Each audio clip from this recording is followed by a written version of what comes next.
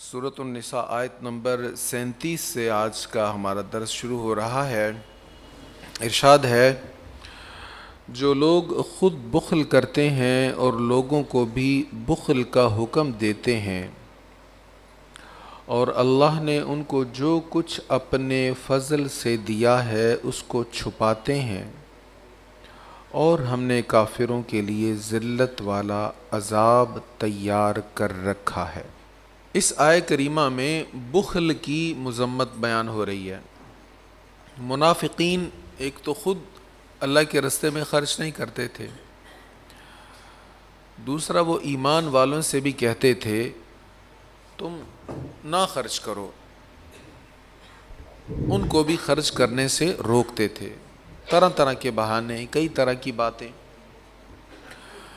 مثلا یہ کہنا کہ تم ایسے اسلام پر خرچ کر رہے ہو، آنے والے وقت میں پتہ نہیں کیا ہوگا، ہمیں تو لگ رہا ہے کہ یہ تحریک جو ہے یہ ختم ہو جائے گی، پروان نہیں چڑھے گی، تو تمہارا مال ضائع جائے گا، تم اپنا مال ضائع کر رہے ہو۔ یا اور طریقوں سے کہتے، انہیں ضروریات یاد دلاتے کہ تمہاری ضرورت کا مال ہے، تمہارے بچے ہیں، تمہاری فیملی ہے، تو تم ایسے ہی پیسہ یہاں خرچ کر رہے ہو، تو یہ ان کو منع کرتے۔ تو یہ آیت کریمہ نازل ہوئی اور اللہ تعالیٰ نے فرمایا جو بخل کرتے ہیں اور بخل کی ترغیب دیتے ہیں،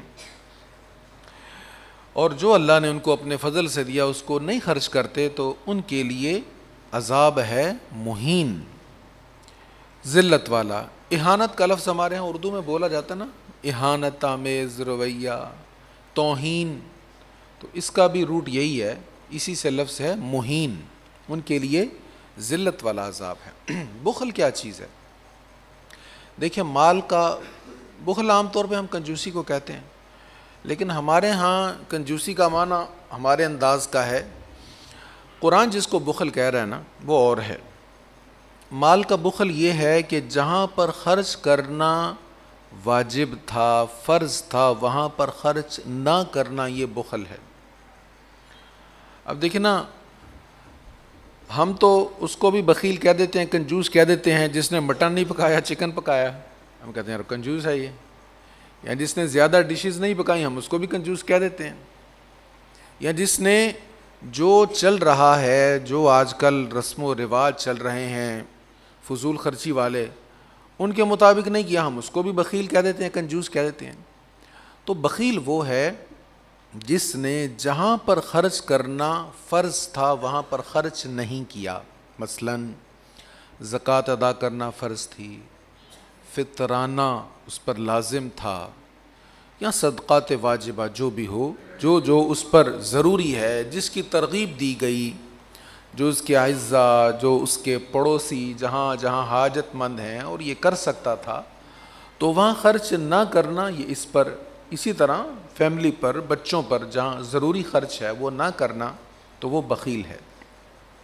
اچھا، بخل صرف مال کا نہیں ہوتا، مال اگر اللہ کے راستے میں خرچ کریں تو پھر یہ سیو ہو جاتا ہے، لیکن اللہ کے راستے میں خرچ کرنے سے روکیں تو پھر یہ ضائع ہو جاتا ہے، اور یہ سانپ بن جاتا ہے، یہ مار بن جاتا ہے، مار یعنی سانپ، فارسی میں سانپ کو مار کہتے ہیں۔ تو صرف مال کا بخل نہیں ہے، بلکہ علم کا بھی بخل ہوتا ہے۔ علم کا بخل جو ہے نا یہ بڑا خطرناک ہے، اس کی بڑی مذمت کی گئی ہے۔ علم کا بخل یہ ہے، کوئی پوچھ رہا ہے آپ سے، آپ جانتے ہیں لیکن آپ نہیں بتاتے۔ آپ جانتے ہیں کہ اگر میں نے اس کو یہ بات سمجھا دی تو اس کا نفع ہو جائے گا، دنیا کا یا آخرت کا، تو آپ اس سے وہ بات چھپاتے ہیں۔ کبھی ایسا بھی ہوتا ہے کہ ہم علم دوسروں سے اس لیے چھپاتے ہیں کہ یہ ہمارے لیول پہ نہ آ جائے، یا ہم آئیڈیاز اس لیے شیئر نہیں کرتے کہ ہمارا پھر اس کے ساتھ مقابلہ ہو جائے گا۔ تو جہاں کسی کو بات بتانا لازم ہے وہاں ضرور بتانا چاہیے۔ جو اللہ نے آپ کو علم دیا ہے اگر اس میں کسی کا نفع ہے تو اس کو ضرور بتانا چاہیے، جس میں نقصان ہے وہ نہیں بتانا چاہیے۔ دیکھیں، ہمارے پاس معلومات ایسی بھی ہوتی ہیں اگر ہم کسی کے سامنے بیان کر دیں تو اس کا نقصان ہوگا، مگر مثلا کسی نے غلط بات کہی، آپ کے علم میں آ گئی، جس کے متعلق کہی آپ نے اس کو جا کے بتائی، تو اب اس کا کوئی فائدہ تو نہیں ہوا نا۔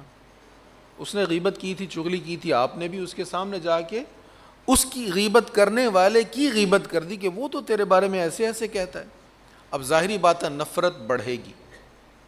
تو جس نے غیبت کی تھی روکنا تو اس کو چاہیے تھا, محبت سے کہنا چاہیے تھا کہ یار یہ بات ٹھیک نہیں ہے, مناسب نہیں ہے, اور جو ہم تک آ گئی اس کو چھپا دینا چاہیے تھا تاکہ وہ شر آگے نہ پھیلے.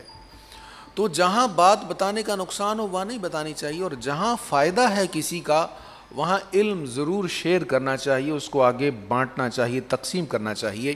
اسی علم کی مثال بزرگوں نے اس طرح دی ہے کہ دیکھیں ایک کنواں ہے اور اس میں سے کوئی پانی نہیں نکالتا تو پانی پڑا پڑا وہاں پر میلا ہو جائے گا, اس میں کائی جم جائے گی, اس کا کسی کو فائدہ بھی نہیں ہے, اور وہ پانی بڑھ بھی نہیں جائے گا. یہ نہیں کہ اس کو آپ نہیں نکال رہے تو اس کا لیول اونچا ہونا شروع ہو جائے گا, لیول وہی رہے گا اس کا کنویں کا. آپ ایسے بہت سے لوگ کنویں کو جانتے ہوں گے, کنویں کا سسٹم کیا ہوتا ہے. یہ وہ کنواں ہے, یہ اس کنویں کی مثال ہے جس سے نفع نہیں حاصل کیا جا رہا. آپ کے دماغ میں معلومات ہیں لیکن آپ اس کو آگے شیئر نہیں کر رہے. تو اس کی مثال اس کنویں کی طرح ہے جس کا پانی اتنا ہی رہتا ہے, اور لیکن اس کا جو ہے وہ معیار پھر ڈاؤن ہوتا رہتا ہے, آہستہ آہستہ وہ گندا ہوتا رہتا ہے, بدبودار ہوتا رہتا ہے. لیکن اگر آپ کنویں سے پانی نکالتے رہیں, جتنا پانی نکالیں گے آپ 500 ڈول بھی ایک دن میں نکال لیں, اگلے دن صبح اٹھیں گے اس کا لیول وہی ہوگا, اس کا لیول برابر ہو جائے گا, لیول بھی وہی رہے گا, اور پانی جو وہاں پر تھا وہ صاف شفاف رہے گا, وہ گندا نہیں ہوگا. اور اس کنویں سے آگے کھیتیاں سیراب ہو رہی ہیں, جانور پی رہے ہیں, انسان پی رہے ہیں, تو سب کا بھلا بھی ہو رہا ہے. یہی علم ہے, جتنا علم اللہ نے عطا فرمایا اس کو آگے پہنچاتے رہنا چاہیے. اور خطبہ حجۃ الوداع میں میرے آقا کا یہ فرمان بڑا دل نشین ہے, بلغوا عنی ولو آیا. ایک آیت بھی تمہارے پاس آئی ہے نا علم کی, اس کو آگے تم پہنچا دو, پھیلا دو. یہ ہم پھیلاتے رہیں گے تو ہم سب کا نفع اس میں بھلا ہوتا رہے گا. مال کا بخل, علم کا بخل, کام کا بھی بخل ہوتا ہے. ہم کسی کی ہیلپ کر سکتے ہیں, کام کر سکتے ہیں تو ہم نہ کریں. بڑے ہیں, بڑوں کی خدمت کرنا یہ ہم سے ہو سکتا ہے, بآسانی کر سکتے ہیں, تو یہ بھی کرنا چاہیے. تو یہاں بخل کی مذمت ہو رہی ہے. اچھا پھر آگے فرمایا کہ ان کے لیے عذاب مہین ہے. صرف عذاب نہیں ہے بلکہ ان کی انسلٹ بھی خوب کی جائے گی, ان کو خوب ذلیل اور رسوا کیا جائے گا. کیوں؟ اس لیے ایک تو برا کام خود کرتے تھے, دوسرا وہ دوسروں کو بھی اس کی ترغیب دیتے تھے. انسان جو برا کام کر رہا ہوتا ہے نا, اس کو پتا ہوتا ہے کہ میں اس معاملے میں, سب کو پتا ہے کہ میں یہ برائی کر رہا ہوں, تو پھر وہ چاہتا ہے اور بھی لوگ میرے بھائی وال ہو جائیں, اور بھی میرے پیٹی بھائی ہو جائیں, ماحول ہی ایسا بن جائے, معاشرہ ہی ایسا بن جائے تاکہ صرف مجھے ہی غلط نہ کہا جائے. تو جب برائی معاشرے میں پھیل جائے گی تو پھر ظاہر ہے کس کس کو برا کہا جائے گا. آج بہت ساری برائیاں ہمارے ہاں پھیل گئی ہیں, اس کو اگر کوئی برا کہتا ہے تو لوگ کہتے ہیں یار یہ تو ایکسٹریمسٹ ہے, بہت ہی یار زیادہ ہی فنڈو ہو گیا ہے, صوفی ہے, یہ کچھ زیادہ ہی آگے بڑھ گئے ہیں, اتنا بھی اسلام میں اتنی بھی سختی نہیں ہے. بہت سارے مسائل ہمارے یہاں ایسے صریحاً قرآن کریم کی, مثلاً فحاشی کے جو معاملات ہماری تقاریب میں ہو رہے ہیں, یہ قرآن مجید کے واضح احکامات کی خلاف ورزی ہے. لیکن اگر اس پر بات کی جائے تو لوگوں کو فیل ہوتا ہے یار یہ کچھ زیادہ ہی سخت ہو گیا کام. تو جب برائی معاشرے میں پھیل جاتی ہے تو پھر اس کا ایک نقصان یہ ہوتا ہے, پھر اس برائی کو برائی سمجھا نہیں جاتا. اگر کوئی انسان غلط کام کر رہا ہے اور اس کو غلط سمجھ کر رہا ہے تو اس کو توفیق توبہ ہو جاتی ہے, اس کو ندامت ہو جاتی ہے کہ یار نہیں غلط کر رہا ہوں میں. لیکن جب سارے کرنے لگ جائیں نا پھر اس کو فیل نہیں ہوتا میں غلط کر رہا ہوں. اس لیے فرمایا جو بخل کر رہے ہیں اور بخل کی تلقین کر رہے ہیں, یعنی برائی خود بھی کر رہے ہیں اور دوسروں کو بھی برائی کی ترغیب دے رہے ہیں, ان کا بھی ذہن بنا رہے ہیں, ان کے لیے عذاب جو ہے نا وہ ذلت والا عذاب ہے, دردناک عذاب ہے, ذلیل اور رسوا کرنے والا ان کے لیے عذاب ہے. اس لیے میں اکثر کہا کرتا ہوں سوشل میڈیا کا دور ہے, ہم سب کے ہاتھ میں کوئی نہ کوئی گیجٹ ہوتا ہے, تو اس بات کا ضرور خیال کریں کہ ہم برائی کے پھیلانے والے نہ ہوں, بری چیز کو لائک کرنے والے, شیئر کرنے والے, سینڈ کرنے والے نہ ہوں. ہم برائی کو پھیلائیں گے تو جتنے جتنے اس برائی میں شامل ہوں گے ان کا بھی گناہ ہمارے کھاتے میں پڑ جائے گا. لیکن اگر اس کے برعکس کر لیں گے, اچھی چیز کو پھیلائیں گے, جتنے لوگوں تک وہ نفع والی بات پہنچے گی ان کو جتنا ثواب ملے گا اتنا ہی ہمیں بھی مل جائے گا۔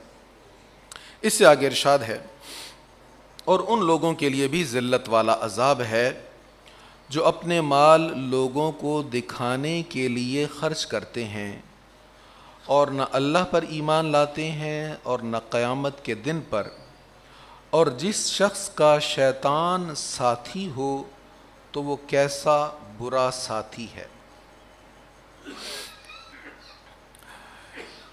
مال خرچ کرنے کی اگر توفیق ہو، موقع ملے، تو اس میں یہ خیال ہونا چاہیے کہ مال خرچ کرنے میں ریاکاری نہ ہو۔ اچھا، ریاکاری جو ہے یہ ہر کام میں نقصان دہ ہے۔ حضور علیہ الصلوۃ والتسلیم نے ایک حدیث ارشاد فرمائی ہے، وہ بڑی اہم حدیث ہے، میں نے کئی بار وہ بیان کی ہے، اس کا خلاصہ پھر عرض کر دیتا ہوں۔ قیامت کے دن عالم دین کو، قرآن پڑھنے والے کو، اس کو لایا جائے گا جس نے بڑا قرآن پڑھا، بڑی تلاوت کی، دنیا اس سے قرآن سنتی رہی۔ اللہ کے راستے میں خرچ کرنے والے کو لایا جائے گا جس نے بڑا مال اللہ کے راستے میں خرچ کیا، اور شہید کو لایا جائے گا جس نے اپنی جان اللہ کے راستے میں لڑتے ہوئے قربان کر دی۔ ان تینوں کو کہا جائے گا کہ تم نے جو کچھ بھی کیا اس لیے کیا کہ تمہاری واہ واہ ہو جائے، بلے بلے ہو جائے تمہاری، لوگ تمہیں دنیا میں اچھا کہیں، وہ تم جو چاہتے تھے وہ تمہیں مل گیا، ہم نے تمہاری شہرت کر دی، تمہاری نیک نامی، تمہاری عزت کر دی، اب آج یہاں تمہارے لیے کوئی اجر نہیں ہے۔ ارشاد ہوگا اس کو منہ کے بل گھسیٹتے ہوئے دوزخ میں پھینک دو۔ تو یہاں پر فرمایا، ایک تو پیچھے بیان ہوا نا کہ ان کے لیے عذاب مہین ہے، پھر فرمایا ان کے لیے بھی عذاب مہین ہے، دردناک عذاب ہے، جنہوں نے اپنا مال خرچ کیا لوگوں کو دکھانے کے لیے، رعاء الناس، لوگوں کو دکھانے کے لیے۔ لوگوں کو دکھانے کے لیے کچھ بھی نہیں کرنا چاہیے، لوگ ہمیں اچھا سمجھ لیں۔ دیکھیں، اس سے پہلے پچھلے درس میں ہم پڑھ چکے ہیں کہ اللہ کی عبادت کرو، اس کے ساتھ کسی کو شریک نہ ٹھہراؤ۔ شریک ٹھہرانے کی ایک صورت یہ بھی ہے، مال خرچ کیا اللہ کے راستے میں، اللہ کی رضا کے لیے۔ کس کی رضا کے لیے؟ اللہ کی رضا کے لیے۔ تھوڑا سا ذہن میں یہ آیا، ذرا لوگوں کو بھی پتہ تو چلے نا، لوگ بھی اچھا تو کہیں نا، اللہ بھی اجر دے گا، لوگوں میں بھی ذرا پذیرائی ہو جائے۔ تو اس اجر میں ہم نے لوگوں کی توقعات وابستہ کر لی، یہ بڑا نقصان ہے۔ نبی رحمت صلی اللہ علیہ وسلم نے فرمایا، مجھے تم پر سب سے زیادہ جس چیز کا خوف ہے وہ شرک اصغر ہے۔ عرض کی یا رسول اللہ، شرک اصغر کیا؟ فرمایا یہی، تم عبادت کرو لیکن لوگوں کو دکھانے کے لیے کرو، تم نیک عمل کرو لیکن لوگوں کو دکھانے کے لیے کرو، یہ شرک اصغر ہے، اللہ ہمیں اس سے بچائے۔ تو یہ ایمان کی کمزوری کی ایک علامت ہے، مال خرچ تو کیا لیکن لوگوں کو دکھانے کے لیے کیا، ریاکاری کے لیے کیا۔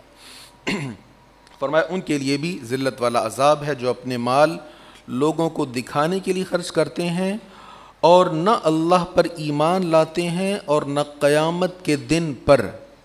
ایمان والا جب اللہ کے راستے میں خرچ کرتا ہے اس کو 100% اللہ سے ہی اجر کی توقع ہوتی ہے، اس کو پتہ ہوتا ہے جو میں نے اللہ کے راستے میں دے دیا قیامت کے دن اس کا اجر مجھے ملے گا، اور جو دنیا میں ہی نفع کمائے گا وہ قیامت کے اجر سے محروم ہو جائے گا۔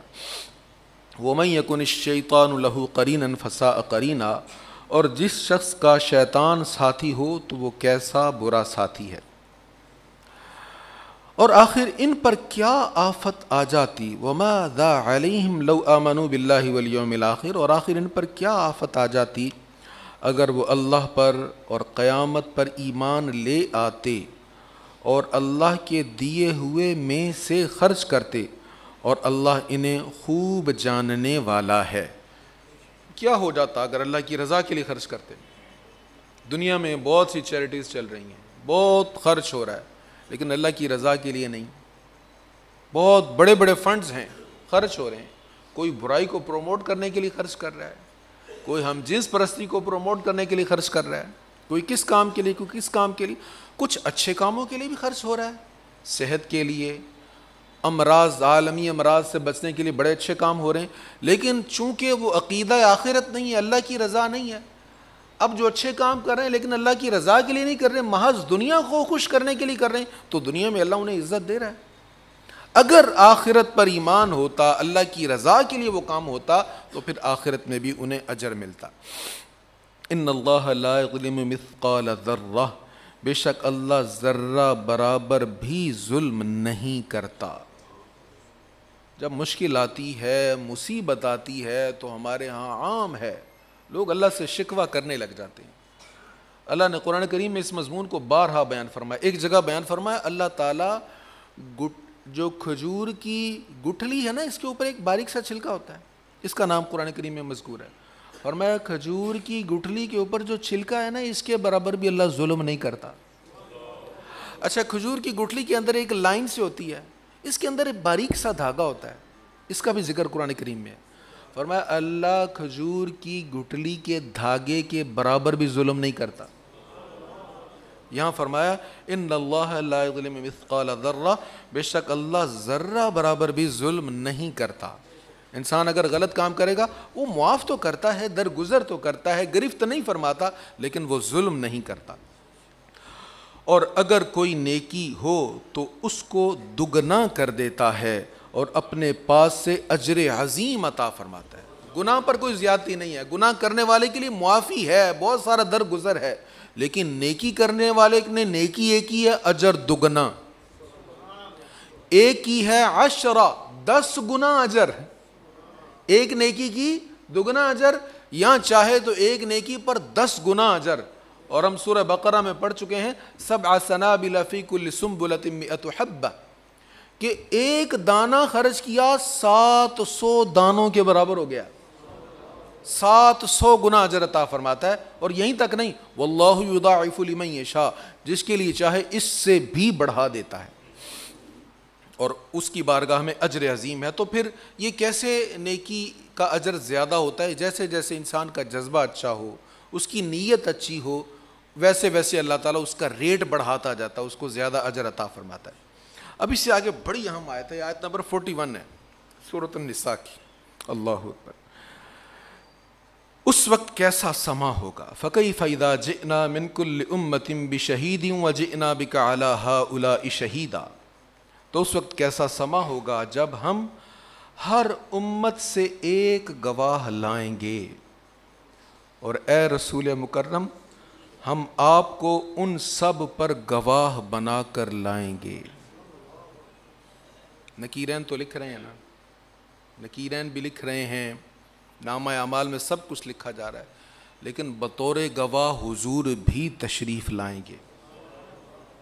تمام امتوں کے انبیاء گواہ ہوں گے، وہ گواہی دیں گے، اور حضور بھی گواہ ہوں گے قیامت کے دن۔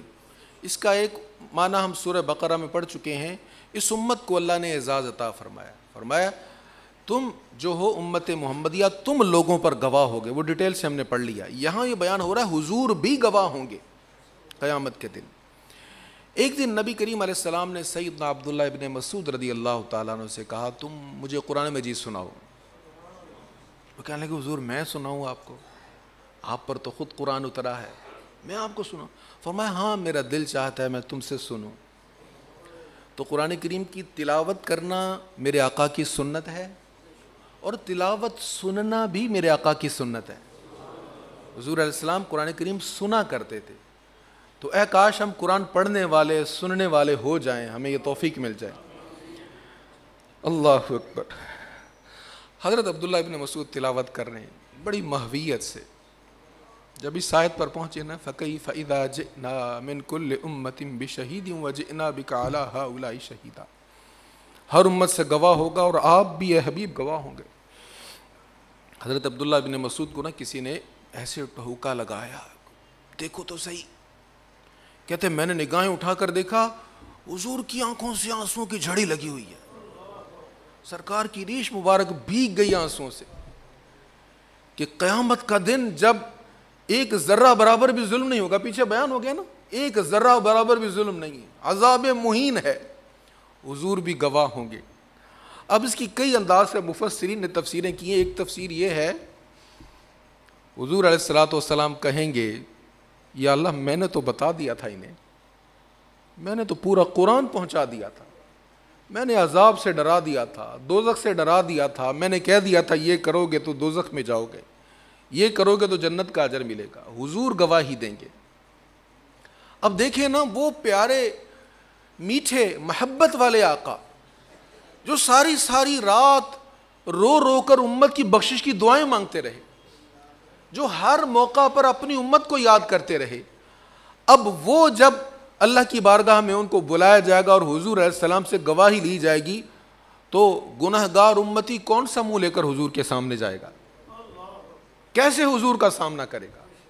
شاید یہی وہ مقام تھا میرے خیال میں جس کو دیکھ کر اقبال نے کہا تھا تو غنی از ہر دو عالم من فقیر، اے اللہ تو بادشاہ ہے میں فقیر ہوں، روز محشر عذر ہائے من پذیر، میرا ایک عذر قبول کر لے نہ قیامت کے دن، در حسابم رات و بینی ناگزیر، میرا حساب نہ لینا، اگر میرا حساب ناگزیر ہے ضرور لینا ہے، از نگاہ مصطفیٰ پنہاں بگیر، حضور کے سامنے میرا حساب نہ لینا، میں سرکار کریم علیہ الصلاۃ والتسلیم کا کیسے سامنا کروں گا؟ ارشاد ہوا تو اس وقت کیسا سما ہوگا جب ہم ہر امت سے ایک گواہ لائیں گے، اور اے رسول مکرم ہم آپ کو بھی ان سب پر گواہ بنا کر لائیں گے۔ جن لوگوں نے کفر کیا اور رسول کی نافرمانی کی اس دن وہ تمنا کریں گے کہ کاش ان کو دفن کر کے ان پر زمین برابر کر دی جائے، اور وہ اللہ سے کسی بات کو چھپا نہ سکیں گے۔ اللہ ہمیں قرآن کریم سمجھنے اور عمل کرنے کی توفیق نصیب فرمائے۔ وآخر دعوانا الحمد للہ رب العالمین۔